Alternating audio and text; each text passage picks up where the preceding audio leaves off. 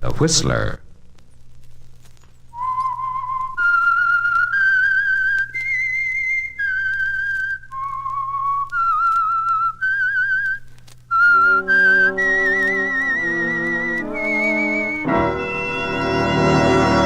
I am the Whistler, and I know many things, for I walk by night. I know many strange tales hidden in the hearts of men and women who have stepped into the shadows. Yes, I know the nameless terrors of which they dare not speak. And now the Whistler's strange story. Borrowed Byline.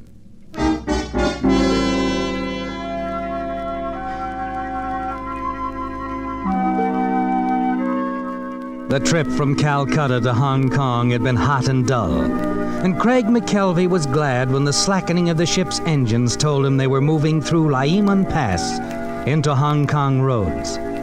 At the railing outside his stateroom door, he could see the lights of Victoria rising from the jam-packed esplanade to the luxurious villas high up on the peak, and off to the starboard other lights marking Kowloon Point on the mainland. He was glad now that he'd taken the bull by the horns and come here. Calcutta was a fine place for a year, even 2, but 6 years had been too much. And when the opportunity for some quick money had come, he decided to take it and come to Hong Kong, orders or no orders. 5 minutes after the gangplank had been lowered to the dock, there was a knock at his stateroom door. Craig McKelvey smiled as he turned to open it. Solandrum hadn't changed a bit, still as prompt as ever. Well, Alphonse Solandrum. Good evening, McKelvey. Nice to see you again. Yes, indeed. Have a chair. Thank you.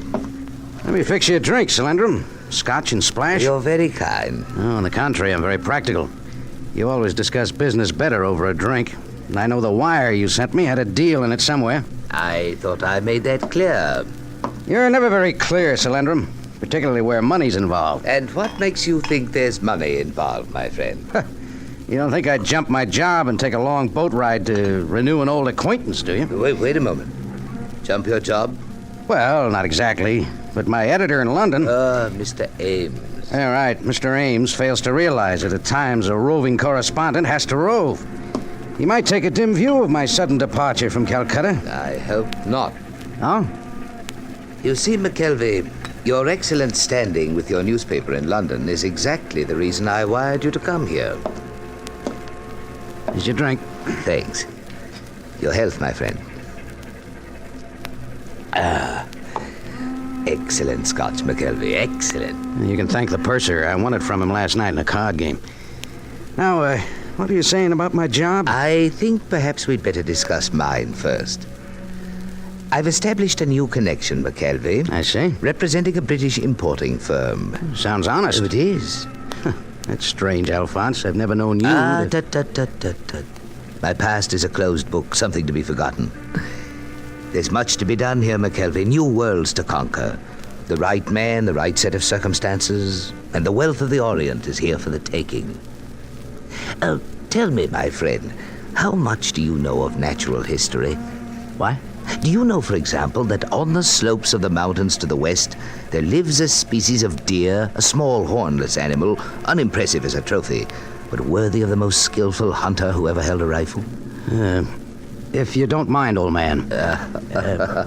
I'm being obscure again. To make a long story short, McKelvey, this little animal is the source of one of the most precious materials in the world, a substance for which there is an almost hysterical demand at this very moment. Well, go on. What is it? Musk. Musk? An essential ingredient of the finest perfumes. What little there is in great demand on today's market. Oh, that's all very interesting, but where do I come in? I'm coming to that. It seems there is a persistent rumor that a fabulous amount of purest Tibetan musk is floating around East Asia somewhere. My firm is most anxious to locate it. So anxious, in fact, that they've retained me for the past 8 months solely to conduct the search. And that, McKelvey, is where you come in. Oh, is it? A simple dispatch in your very reliable newspaper indicating I have discovered the musk would simplify my problem immeasurably. I'm still a lap or two behind, Alphonse. I know I can be frank with you, my friend. From the moment I accepted this proposition, my problem has been to persuade my superiors in London to advance funds to cover the purchase. Needless to say, my firm in London tends to be cautious, since the transaction will come to over $250,000 American. Then you have found the musk? No. Yet you want me to file that story? Oh, come, McKelvey, you haven't developed any moral compunctions after all these years? No, just being practical again, Alphonse. You'd never get away with it, you know. In the first place, they'd never send the funds without checking. In the second place, the idea of picking off $250,000 and disappearing it. Simply fantastic. You underestimate me, my friend. After all, I haven't been at work on this for 8 months for nothing. So all you need is a story over my signature and they'll jump. They do anything to close fast, prevent competitive bidding. I see. You realize, of course, that this kind of a sellout would finish me as a foreign correspondent. It should be well worth your while. How much? $25,000 American. You underestimate me, Alphonse. Make it $50,000. That's a lot of money for a story. You're buying a career. Excuse me.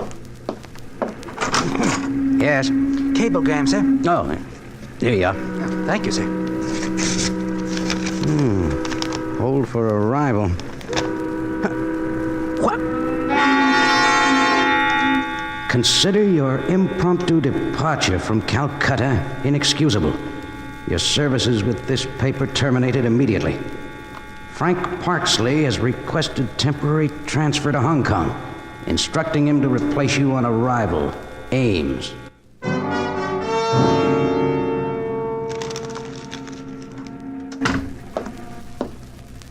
Anything interesting in your cablegram? Oh, nothing much. It was from Ames. Just another raise. That's very fortunate.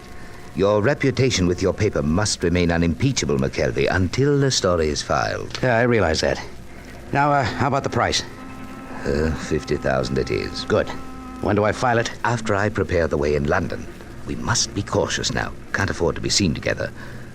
Suppose I meet you tomorrow night at 9 at the Twin Dragon Bar? Right. Well, Alphonse, here's to the story. Yes, my friend. Do your story.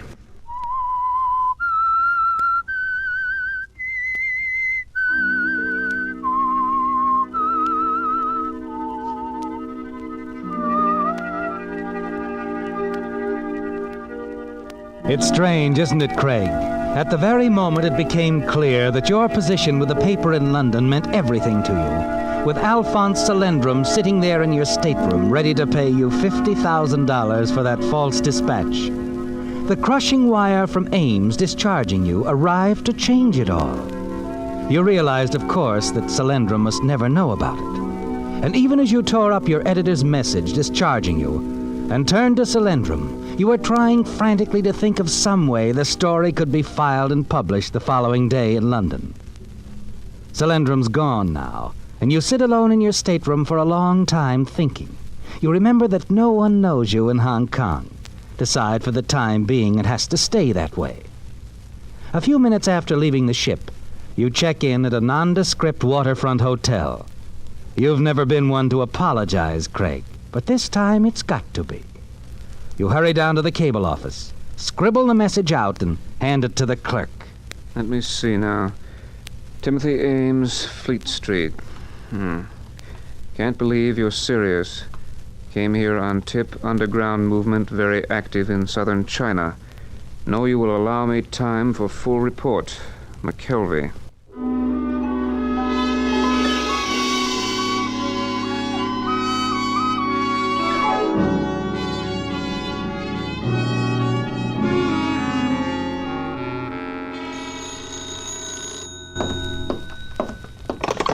Yes? Mr. McKelvey, Speaking. we have received a cable for you from London. Oh, would you please read it? Repeat, you are relieved immediately. Parksley arriving Hong Kong, SS Malaya soonest. Ames. I see. Any answer? No answer. But at that moment, Craig, as you hang up the receiver, you know there has to be an answer. That the story must be filed somehow, even if you have to use Frank Parksley's name. That with $50,000 involved, nothing is going to stop you. You call the porter's desk. Porter's desk.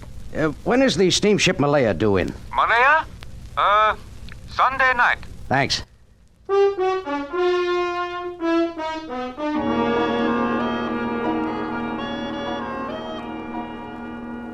And Sunday night is uppermost in your mind as you sit with Solyndrum later that evening in a dark booth at the Twin Dragons, going over the text of the story you know you'll have to file under Frank Parksley's byline. You've got that straight, McKelvey. Negotiations are underway. Mind you, nothing more. We must not imply the deal is anywhere near closed. Of course. They must fear competition, you see. Rival offers, higher bids. I see. When does it go? Tonight. Tonight, huh? Yes, we can move fast now. Everything's in readiness. Aren't you being a little hasty? Why do you say that? Oh, it's very simple. The heaviest advertising days are at the end of the week. Our story might end up on the press room floor. Oh. Well, then, what do you suggest? Sunday night. We can't miss if we aim for Monday's late edition. Oh. Well, I hate to wait now. You've got to wait if you want to be sure. Well, all right, McKelvey. I'll leave it up to you. Sunday night.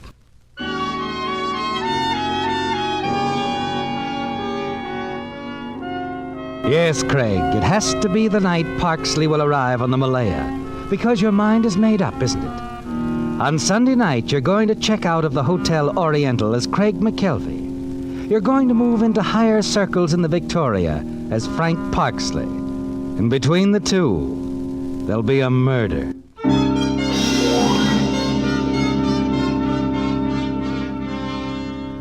Sunday night finds you at the dock waiting, looking up at the sleek side of the passenger vessel that just pulled in, the SS Malaya. You breathe a sigh of relief when you see Parksley, the linen suit, the thin, rangy figure, the same Frank Parksley you saw in Singapore years ago. Hello, Parksley. Huh? You don't remember me. I'm McKelvey. Oh, yes, McKelvey, of course. I'm sorry. We only met once. Yes, London, wasn't it? Singapore. Oh. But it's all right. I wouldn't have remembered you if I hadn't been told you were coming. Oh, well, then they did inform you that I... Yes, they sent me a cable. Yes. I'm sorry, old man. I've been trying desperately to get out of Burma, but it hasn't anything to do with displacing anyone. Oh, I know. That's my own doing. And Ames, he agrees that I'm a bum. Well, I wouldn't worry about it. We all have at least one editor who can't stand us. Sure. Look, I hired a car. I'll drive you up to the hotel. Well, that's very sporting of you, McKelvey. However, there's been a delay in getting my baggage off, and I'm afraid... Oh, they'll send it up for you. Well, if you don't mind, I'd rather wait. Past experience, you know? Somewhere in the Orient, there's a typewriter, 3 suits, and 6 pair of my best Argyles. Yeah, I know what you mean. So we wait. Yes, if you don't mind. I insist. You don't know Hong Kong, Parksley, but it's like the baggage.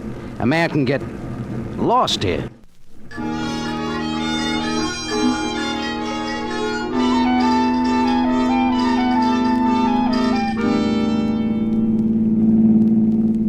I was a little surprised when they named you as my replacement, Parksley. What struck you to want to leave Burma? Oh, well, at the moment I think there's more opportunity for me here. Oh, really? Yes. I say, is this the road to the hotel? Well, it's a roundabout one, but I thought you might get a kick out of seeing the bay. Well, it's pretty all right. There's quite a view spot up ahead. A friend of mine drove me out to it the first time I was here. Oh. Yeah, here we are, just around this curve. Yes, I say, you're right. It takes in the whole shoreline, doesn't it? Yeah. Actually, we're not up very high. It's just the way the island jets out here. Well, not many people could know this spot. Wouldn't be so deserted. I'll have to remember it, McKelvey. You listen as Interesting Frank place to take Parksley pictures. prattles on about the view. He's right, isn't he, Craig? Not many people know this spot. You're thinking that as Parksley turns his head, looks away from you in the direction of the bay. Your hand moves down and tightens around the handle of a heavy wrench at your side. The lights over there, McKelvey. They're glittering like the gold we mortals are always after, hmm? Have you ever thought of them that...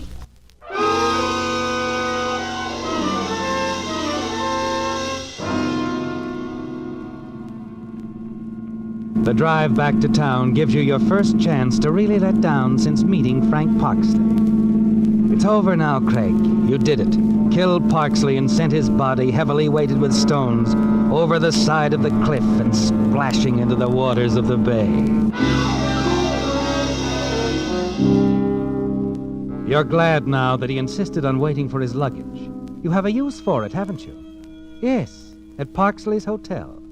But not before you return the rented car and attend to a few things at your own hotel. Oh, you leave, Mr. McKelvey? Yes, checking out, Sam. Getting passage on the Malaya.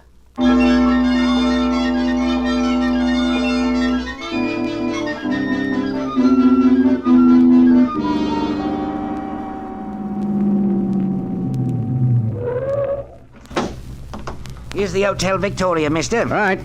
There, here you go. Oh, thank you.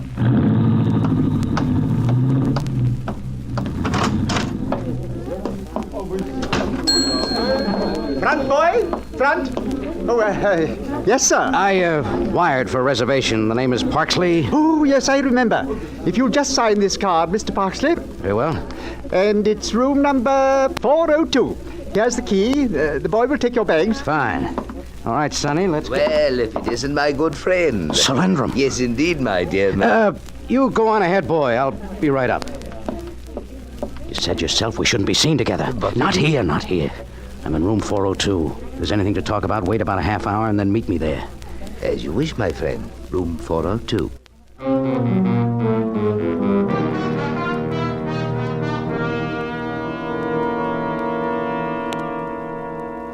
Hello. Hello. Yes, sir? Operator, I was talking to the cable office. Could you reconnect me? I was filing a dispatch for my paper. Oh, sorry. One moment. I'll get them again.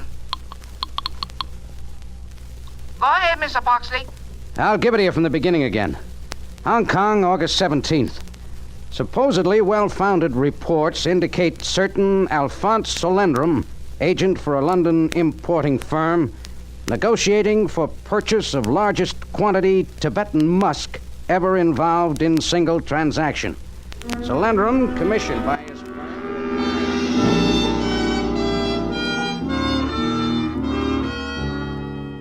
A few minutes later and it's over, isn't it, Craig? You hang up the phone, sit back and breathe a sigh of relief. You worked fast, didn't you? And it went through. Everything you said. The report will appear in the London paper. You've managed to keep your promise to Solendrum, haven't you, Craig? With the aid of Parksley's arrival and sudden departure. Now all that's ahead is to wait and collect your fee. Hello, my friend. Come on in, Solendrum. I trust you feel free to talk now, my dear McKelvey. Anybody see you come up? Why are you so nervous? You're not at all the man of iron. Never mind. Just don't like to ask for trouble, that's all. I did a serious thing. I hope you appreciate that. You've already filed a dispatch? I have. Oh. What's the matter? Don't tell me it isn't going to work. I have better news, McKelvey. Much better. News that will preserve your integrity as a correspondent. What are you driving at? Supposing I were to tell you that anything you said concerning the negotiations for my firm in London were true. Is that what you are telling me? Exactly. At long last, after 8 months, mind you, I have been contacted by letter. The man who has the musk wishes to discuss business with me. Hey, now, wait a minute. We had an agreement. Oh, please, my friend, I'm not forgetting. Not for one moment. As you say, we had an agreement, a gentleman's agreement. And because of it, you will receive the amount I promised. But if you have to make a legitimate purchase... I'm not above such an action, McKelvey, not under the right circumstances. You're meeting this man tonight? He's coming here to the hotel, yes. I must talk to him privately. You see, the margin of profit is accounted for by the simple fact that he did not come by the musk by entirely honest means. So he's willing to sell for less? I am buying the musk for exactly half the price my firm will pay. I see. Very neat, Solendrum. So you need have no concern over your share. I'll bring it here to your room the moment my guest departs. Sorry, Solendrum. I hate to be indelicate about it, but I'm in too deep. We'll wait for your man right here. Together. Desk clerk? This is 402. Yes, sir. Mr. Solendrum is visiting with me, but he expects a caller. If anyone asks for him, would you send him up here? Certainly, Mr. Parksley. Thank you. All taken care of, my friend? All taken care of. Nothing to do now but sit and wait. Ah, yes. And the moment is close, McKelvey. This will-o'-the-wisp I've pursued these many months is almost in my grasp. Think, man, in a matter of hours, perhaps minutes, we'll both be rich. And you are thinking, aren't you, Craig? There's a tense, nervous feeling inside you. And you know Solendrum senses it too, as both of you sit there in silence, waiting.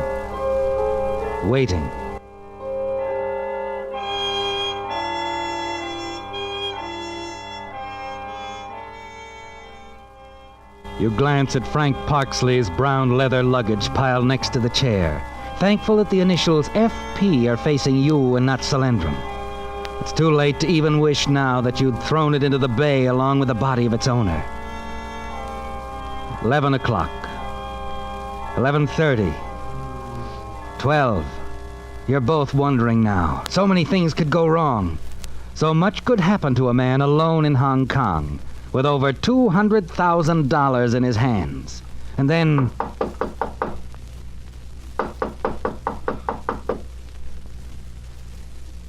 You'd better answer the door, my friend. Our visitor is here.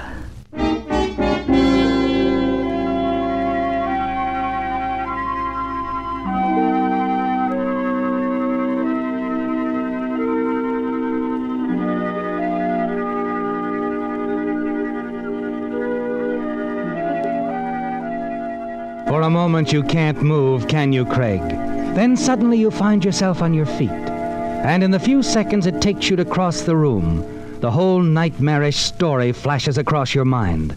The cryptic wire Solendrum sent you in Calcutta, the fortune in Tibetan musk, the false dispatch, Frank Parksley's body lying at the bottom of the bay, and above all, the fear, the terrible knowledge of what will happen if they find you here in his place.